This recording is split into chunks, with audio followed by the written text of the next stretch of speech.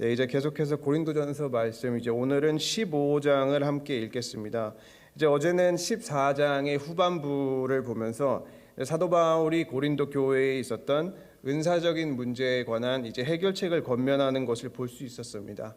그러니까 이제 성령을 통해서 모두에게 동일하게 각각 다른 형태로 주시는 은사를 가지고 이제 그것을 질서 있게 사용한 것이 아니라 자신을 높이려는 목적으로 잘못 사용했기 때문에 이제 봤던 것처럼 특히나 이제 공적인 예배에서 그 은사를 가지고 예배를 방해하는 일이 있었기 때문에 이제 사도 바울은 은사에 관해서 12장, 13장, 14장까지 잘 이제 차근차근 설명을 하면서 그리고 마지막으로 모든 것을 이제 품위 있게 하고 질서 있게 하라라는 권면을 이제 해결책으로 제시를 하는 것을 볼 수 있었습니다.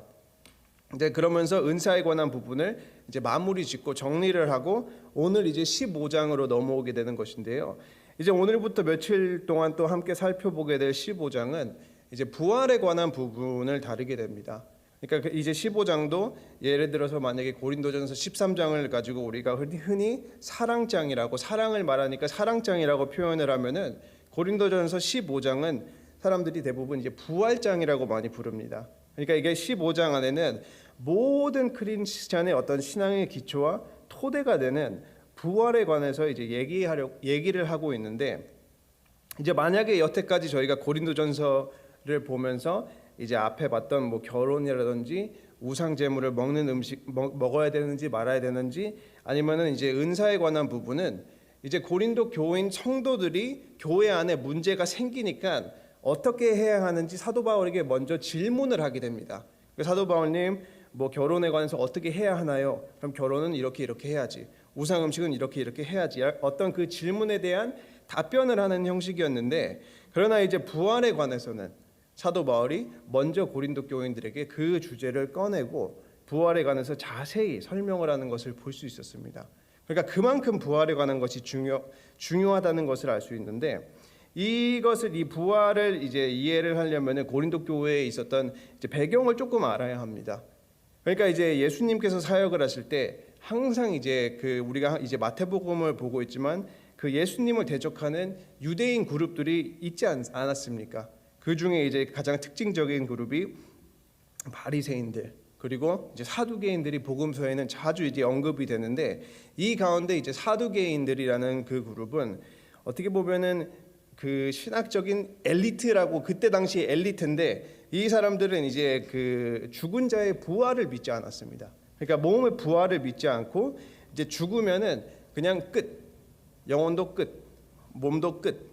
그러니까 이제 그러한 이제 사두개인적인 영향을 받은 크리스찬들이 부활에 관해서 이제 부인을 하는 이제 경향이 많았었고 그리고 이제 두 번째로 더 컸던 이제 고린도 지역에 더 이제 컸던 영향은 그 그리스 철학에서 이제 많이 비롯되었는데 그러니까 이제 이 철학에서 전통적으로 이원론이라는 그러니까 듀얼리즘이라는 그런 어떤 사고가 깊게 박혀 있었습니다.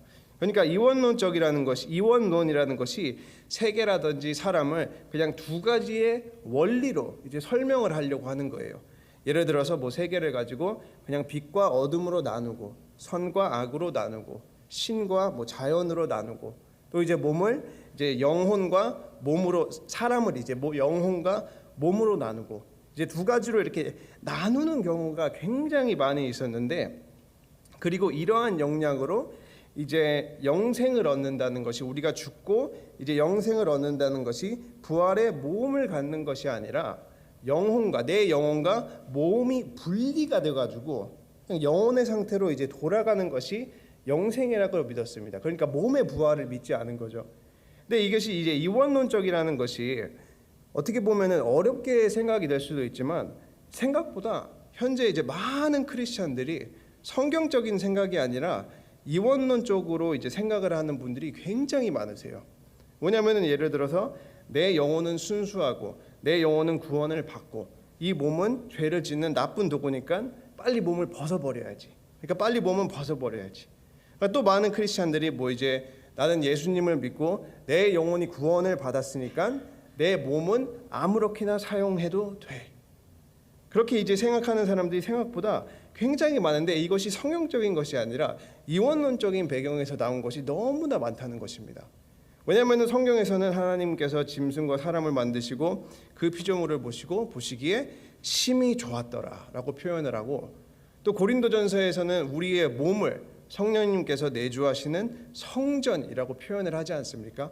물론 이제 죄라는 것 때문에 우리의 몸이 죄를 짓고 유혹에 넘어가기도 하지만 원래 우리의 몸 자체는 하나님께서 보시기에 심히 좋은 것이라는 것입니다. 그리고 또 이제 대부분 이제 많은 이제 이원론적으로 생각하는 사고 방식이 굉장히 마귀에게 이제 초점을 맞추게 되는 경우, 마치 생각을 할 때 사탄과 하나님을 이제 비슷한 약간 동등되는 존재로 이게 여기면서 지나치게 뭐 마귀에게 그 영적 공격을 받는다, 마귀와 싸운다에 엄청나게 초점을 맞추고, 그리고 마지막 때에 예수님께서 재림하실 때 마지막 때에 예수님이 사탄을 겨우 이기시는, 그러니까 성경이 말하는 것보다 지나치도록 사탄의 위상을 높이는 것이, 그게 성경적인 것이 아니라 나누는 거예요, 이원론적으로. 이것을 제가 이제 말씀을 드리는 이유는 일단은 사단도 하나님의 주권 아래에 있고, 그렇죠? 하나님께서 그 구원의 섭리를 이루기 위해서 사용하는 도구일 뿐이지 동등되는 존재가 아니라는 것입니다. 그러니까 제가 먼저 이것을 이원론에 대해서 이제 말씀을 드리는 게 뭐 이것을 가지고 가르치려고 그러는 것이 아니라, 고린도 교회에서도 그런 것처럼 어떻게 보면은 이원론적인 고린도 교회 안에 이원론적인 그런 것들이 들어와서 부활에 관해서 부정적으로 생각하는 것이 있었던 것처럼, 굉장히 생각보다 현재 믿는 성도님들도 성경적이 아니라 이원론적인 것을 많이 이제 그런 식으로 생각을 하고 있다는 것을 이제 말씀드리려고 하는 것이었습니다. 그러니까 다시 이제 오늘 말씀으로 고린도전서로 돌아와서, 어쨌든 고린도 이제 지역에 있었던 크리스찬들은 그러한 이제 철학적인 영향을 많이 받아가지고 내 영혼은 선하지만 내 몸은 악하기 때문에, 그렇죠? 내 영혼 구원을 믿지만 몸의 부활은 이제 거부하는 경향이 굉장히 많았습니다. 그렇기 때문에 이러한 영향 속에서 고린도 교회 안에서도 예수 그리스도가 부활하신 것을 이제 믿지 않고 몸의 부활을 무시하는 사람들이 생각보다 많이 있었던 것 같습니다. 그렇기 때문에 이러한 잘못된 사고방식 때문에 사도 바울은 15장에서 굉장히 길게, 굉장히 디테일하게 이제 부활에 관해서 조근자근 작은 설명을 하게 되는 것입니다. 그러니까 이제 그 설명을 두 가지로 나누게 되면은, 첫 번째는 내일 보게 된 죽은 자의 부활이 과연 있는가, 그죠? 그게 12절에서 34절. 그리고 두 번째는 금요일 날 보게 될 35절에서 58절. 만약에 죽은 자의 부활이 있으면 어떠한 방법으로, 또 우리가 어떠한 몸으로 부활하게 되는가라는 것을 작은 설명을 하게 되는데, 오늘 읽은 1절에서 11절에서는 사도 바울이 먼저 무엇을 얘기하게 됩니까? 복음을 말합니다. 부활에 관해서 말을 하기 전에 가장 기본적으로 돌아가는 것을 볼 수 있습니다. 그리고 복음의 핵심이 되신 예수 그리스도의 부활의 역사적인 확실성을 이제 다시 한번 이제 강조를 하게 되는데, 제가 우리 사랑하는 친구교회 성도님들에게 지금 질문을 하나 던지겠습니다. 과연 복음이 뭐예요? What is the gospel? 이렇게 질문을 제가 하면은 성도님들은 저한테 어떻게 대답을 하시겠습니까?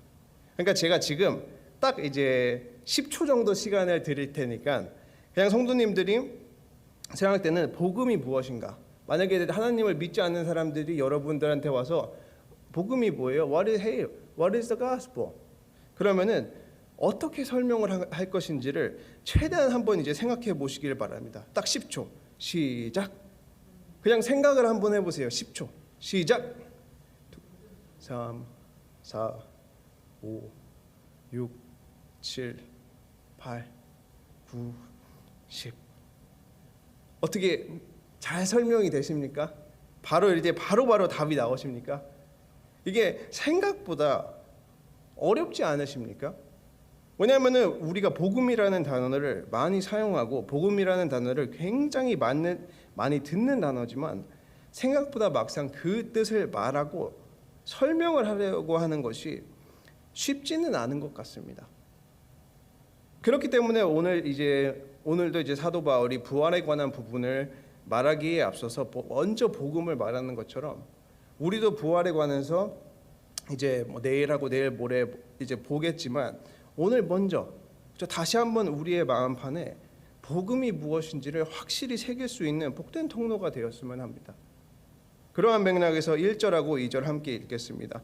형제들아, 내가 너희에게 전한 복음을 너희에게 알게 하노니 이는 너희가 받은 것이요 또 그 가운데 선 것이라. 너희가 만일 내가 전한 그 말을 굳게 지키고 헛되이 믿지 아니하였으면 그로 말미암아 구원을 받으리라. 아멘. 그러니까 사도 바울이 이제 부활을 말하면서 복음을 언급하게 되는데 그런데 이제 1절을 보면 약간 이제 의문점, 궁금한 점이 드시지 않으십니까? 왜냐하면 우리가 일반적으로 복음을 전파한다, 복음을 어떤 사람에게 전파한다고 그 말을 하면은 그 복음을 받는 대상이 어떠한 분이 떠오르십니까? 복음을 받는 대상이 하나님을 이미 믿는 자들이 떠오르시니까 아니면은 하나님을 믿지 않는 자들이 생각이 나십니까? 그러니까 우리가 누구한테 복음을 전파한다, 복음을 전달한다라는 말을 할 때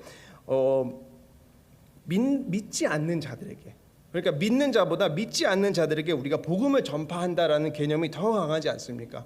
그러나 사도 바울은 오늘 내가 너희에게 전한, 그렇죠? 내가 너희에게 전한 복음을 너희에게 알게 하노니라고 말하는 것처럼 내가 이미 처음 지금 복음을 얘기하는 것이 아니라 내가 이미 너희에게 한번 전했던 그 복음을, 그렇죠? 그 복음을 다시 한번 전하노니.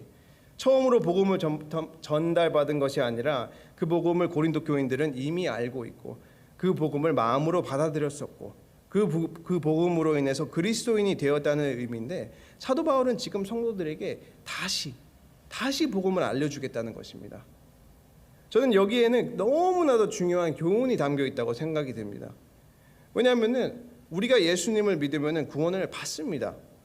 그리고 예수님의 죽음이 나의 죄에 대한 죽음이라는 것을 알고 예수님의 부활을 통해서 나에게도 영원한 생명을 주셨다는 사실을 처음 믿게 되면은 감격이 넘치지 않습니까? 기쁨이 오지 않습니까? 사람들이 그것을 가지고 대부분 구원의 감격이라고 말을 하지 않습니까? 그런데 이제 시간이 지나면서 신앙생활을 1, 2년이 아니라 5년, 10년, 20년, 30년, 40년 이렇게 긴 시간이 지나가게 되면은 그 구원의 감격이 아직도 남아있냐는 것입니다. 그러니까 우리 성도님들은 그 마음에 그 구원의 감격이, 처음 느꼈던 그 구원의 감격이 그대로 남아 계신 것입니까? 아니면 대부분 그 구원의 감격은 그냥 이제 어떤 긴 시간 때문에 없어지고 그냥 단순한 반복적인 신앙생활, 복음, 뭐 굿뉴스, 뭐 이미 다 아는 얘기지, 이미 수없이 들었던 얘기지.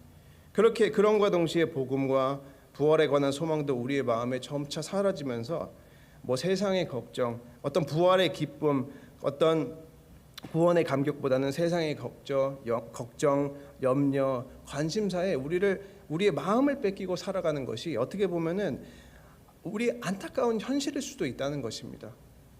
그렇기 때문에 사도 바울은 지금 내가 너희에게 이미 전한 복음을 다시 한번 너희에게 알게 하노니라고 말을 하게 되는 것입니다. 이 점을 품고 오늘 본문을 다시 한번 1, 2절을 보게 되면은 굉장히 중요한 사실들이 담겨 있다는 것입니다. 먼저 1, 2절에는 뭐라고 말하고 있습니까?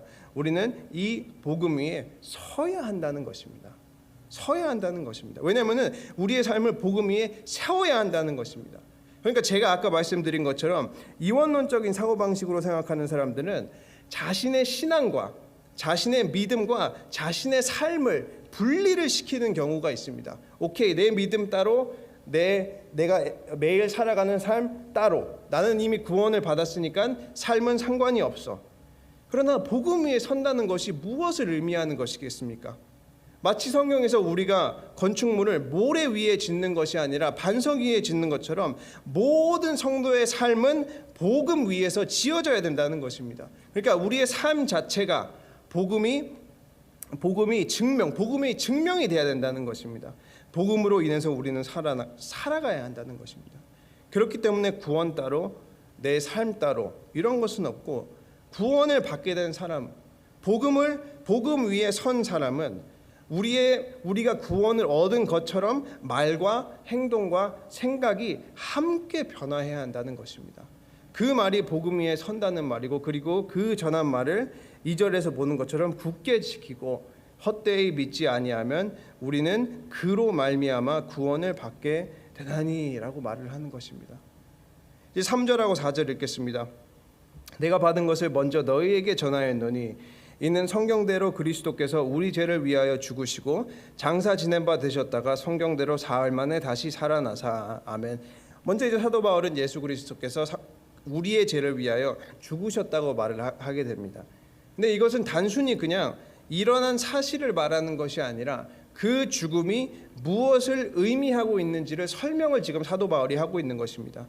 왜냐하면 성경에서 인간의 죽음은 죄에 대한 형벌을 말하는 것입니다. 원래 하나님께서 세상을 창조하시고 사람을 만드셨을 때는 죽음이 없었고 질병이 없었고 고통이 없었습니다. 그렇기 때문에 우리 지금 있는 현재 사람들이 느끼는 고통과 질병과 죽음은 죄에 대한 결과물을 증거하고 있는 것입니다. 그러나 예수님께서는 죄가 없으셨기 때문에 죽으실 필요가 없으셨지만 우리의 죄를 위해서, 나의 죄를 위해서 우리가 마땅히 받아야 할 형벌을 십자가에서 받으신 것이라는 것입니다. 그리고 4절이 말하는 것처럼 예수님의 죽으심만으로 하나님의 구원 사역이 끝난 것이 아니고, 예수님께서 만약에 죽음에서 머물러 계셨다면 복음은 없었을 것입니다. 죽음에서 끝난 것이 아니라 4절 장사 지낸 바 되셨다가 성경대로 사흘 만에 다시 살아나사 라고 말을 하는 것처럼 죽음에서 끝난 것이 아니라 예수 그리스도께서 부활하심으로써 죄와 사망 가운데 있는 사람들을 해방시키신 것이고, 그리고 우리도 예수님처럼 부활할 것이라는 약속, 그렇죠? 예수님께서 부활의 첫 열매가 되신다는 것입니다. 물론 이제 이 부분은 내일이나 모레 자세히 보겠지만, 근데 여기서 3절하고 4절에서도 강조되는 단어가 있지 않습니까? 강조되는 단어가 있는데 그것은 바로 이것이 모든 것이 성경대로 이루어졌다는 것입니다. 성경대로. 사도 바울은 예수님의 죽으심과 예수님의 부활하심이 그냥 우연하게 그냥 일어난 사건이 아니라 이미 구약에서 예정된 사건, 이미 그렇게 하겠다 약속된 사건, 그런 이제 사람을 위한 구원 계획의 완성이라는 것입니다. 예수님의 죽으심도 이미 예언이 되었었고 예수님의 부활도 이미 예언이 되었다는 것입니다.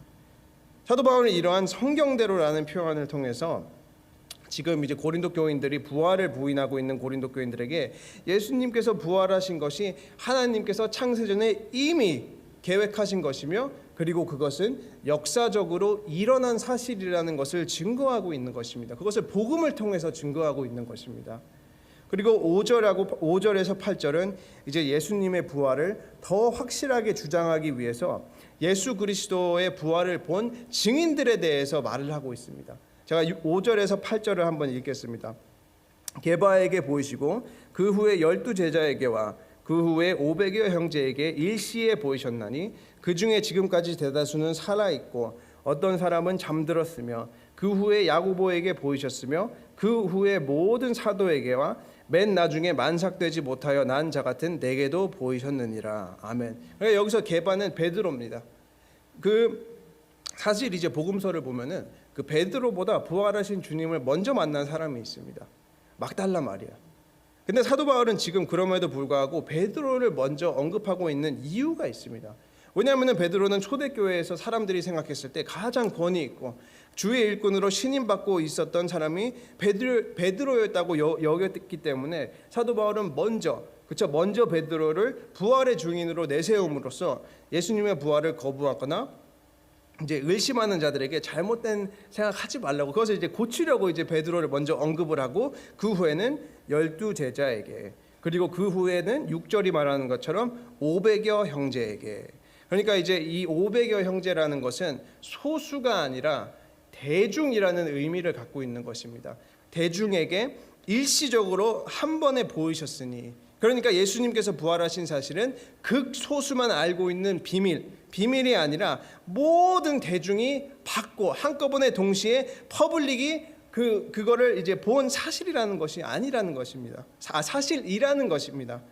그러면서 말하는 것은 부활하신 예수님을 본 500명 중에 지금까지 대다수는 살아있다는 것입니다.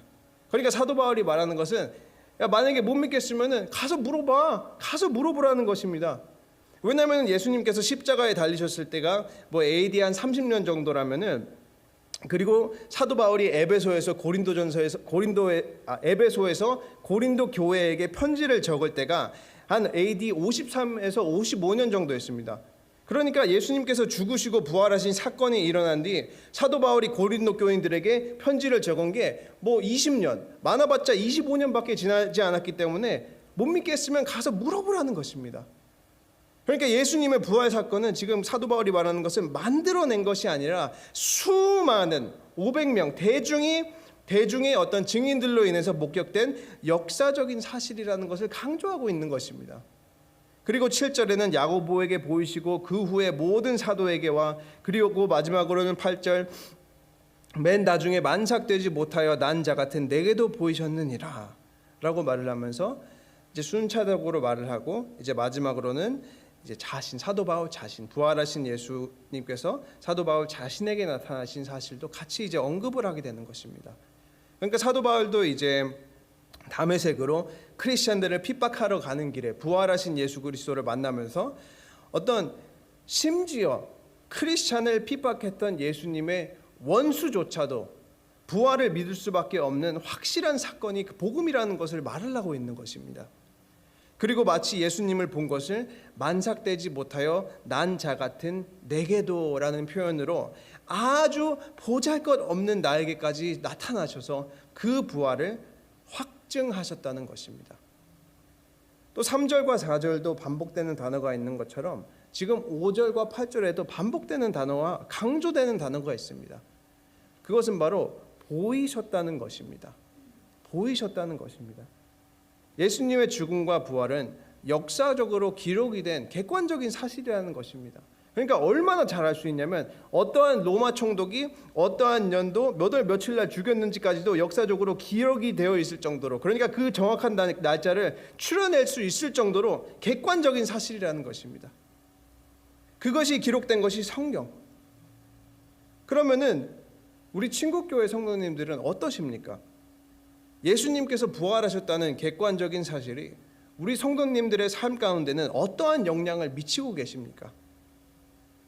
우리 모든 성도님들도 하나님의 말씀을 통해서 복음을 받고 또 이 말씀을 통해서 예수님의 부활하신 예수님을 객관적으로 보셨습니다.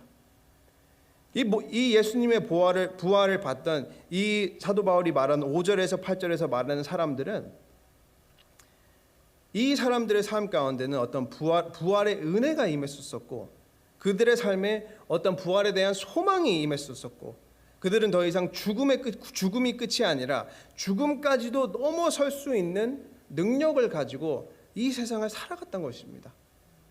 그렇게 되면 우리 성도님들은 매일 살아가시는 삶이 현재 지금 어떠십니까? 매일 누리시는 부활의 은혜가 있으십니까? 부활에 대한 소망이 있으십니까? 죽음까지도 이기실 수 있는 부활의 힘이 있으십니까? 아니면 지금까지도 복음을 믿고 부활하신 그리스도를 믿지만 아직도 삶은 절망 가운데 세상에게 그냥 끌려다니는 삶을 살고 계십니까? 물론 이제 오늘이 부활절은 아니지만 사랑하는 친구교회 성도님들은 복음을 다시 마음에 새기셔서 복음을 통한 부활의 소망을 매 순간순간마다 품으시고 그 소망 가운데 부활의 힘으로 하루하루를 사시기를 주님의 이름으로 축원합니다. 이제 9절하고 10절 읽겠습니다. 나는 사도 중에 가장 작은 자라. 나는 하나님의 교회를 박해하였으므로 사도라 칭함 받기를 감당하지 못할 자니라. 그러나 내가 나된 것은 하나님의 은혜로 된 것이니 내게 주신 그의 은혜가 헛되지 아니하여 내가 모든 사도보다 더 많이 수고하였으나 내가 한 것이 아니요 오직 나와 함께 계신 하나님의 은혜로다. 아멘. 그러니까 이제 계속해서 사도 바울이 고린도 교인들에게 이제 복음을 말하면서, 그리고 그 부활에 관한 부분을 말하면서 이전에 교회를 핍박했던 자신과 같이 모자란 사람에게도 그렇죠, 예수님께서 친히 나타나 주셨음을 다시 한번 강조합니다.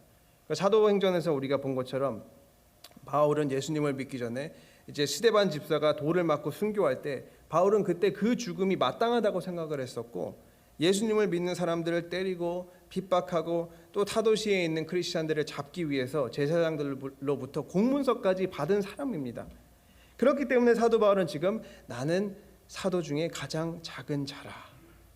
그러나 이렇게까지 사도라 칭함을 받기에는 너무나도 수치스러운 과거가 있을지라도 하나님께서 사도 바울을 부르시고 자신을 구원하시고 사도의 직분을 주신 것을 감사하고 있는 것입니다.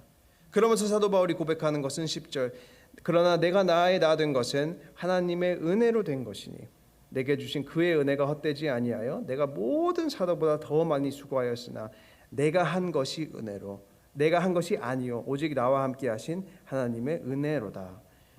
그러니까 내가 아무리 악한 사람이었을지라도 하나님의 은혜로 인해서 그리스도의 죽으심과 부활이라는 복음을 믿고 거룩하신 하나님의 자녀가 되고 하나님의 일꾼이 될 수 있었던 것은 내 힘, 내 어떤 의의가 아니라 오직 하나님의 은혜라는 것입니다.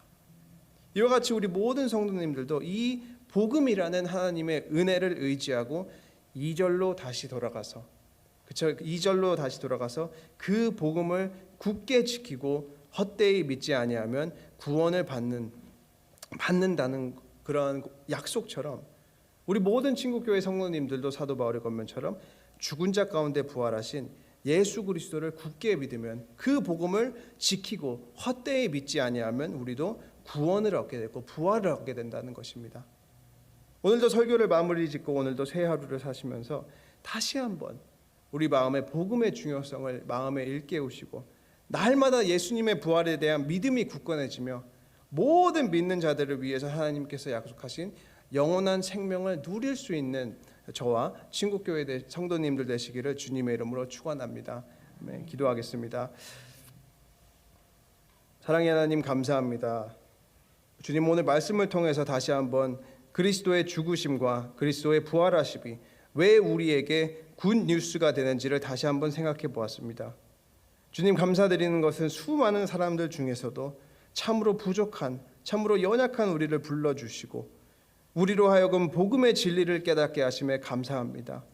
주님 사도 바울이 자신의 사도됨을 자신의 의로 말한 것이 아니라 하나님의 은혜라고 고백한 것처럼 우리도 모든 것을 항상 하나님의 은혜로 고백을 하고 담대하게 복음을 선포하며 복음을 실천하며 나아갈 수 있도록 도와주시옵소서. 주님 특별히 이제 몸이 아프신 성도님들을 위해서 기도합니다. 특별히 이창근 집사님 주의 강한 오른팔로 함께하여 주셔서 그 힘든 과정을 지나갈 때 그냥 지나가는 것이 아니라 그냥 막연하게 어둠의 그런 시간을 지나가는 것이 아니라 모든 것을 하나님의 은혜 안에서 부활의 소망을 매 순간순간마다 마음에 품고 나아갈 수 있게 하여 주시옵소서. 주님 이제 남은 시간 기도할 때 성도님들이 기도하시는 모든 것 다 하나도 땅에 떨어지지 아니하고 믿음 안에서 간구하는 모든 것 이루어 주시게 하심에 감사드리며 예수님 이름으로 기도드렸습니다. 아멘.